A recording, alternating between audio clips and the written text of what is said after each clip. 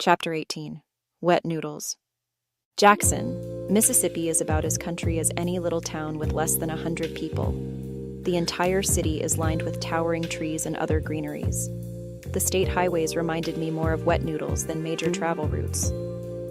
But what I will say about the city of Jackson, that has a positive hum to it, is that there are some real cute darkies down here. Rich chocolate complexion, close-cropped haircuts, and teeth as bright as if they just pulled them out of a Clorox bottle. I guess it's safe to say that the men of Jackson, Mississippi, are fine as frog's hair. Our hunt for one Joseph Weinstein has taken us literally all over the city. We traveled through the bluffs of LaFleur's State Park, all the way north to the athletic track at the Rakins High School. We seem to have looked everywhere for this man. Late in the day, Lacey and I had received a credible tip that our man may have ties to the Brown Hill Missionary Baptist Church, located deep in the rich hills of Jackson. I steered my SUV through the winding hills and bumper close to the county cruiser that was being driven by Deputy Yonkers.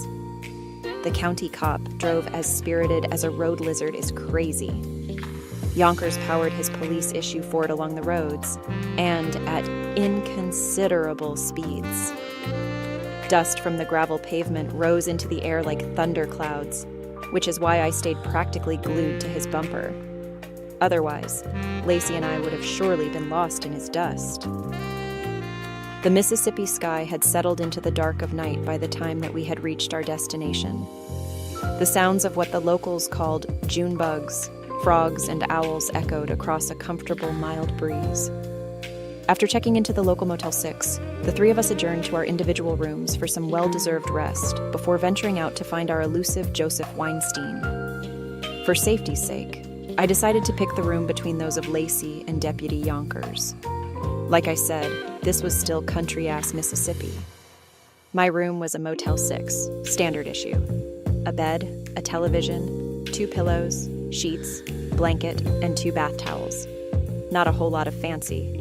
Just a clean place to bed down for the night.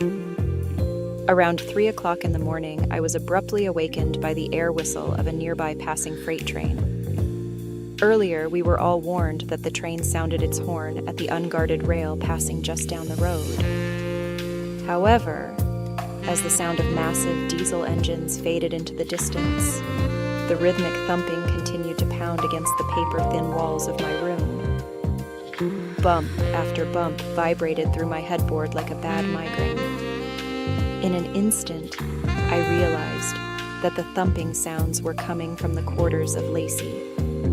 But just as I placed one foot onto the floor and reached for my sidearm, apparently, Lacey was reaching orgasm. Lacey and Yonkers had been making eye contact since we first arrived in Jackson.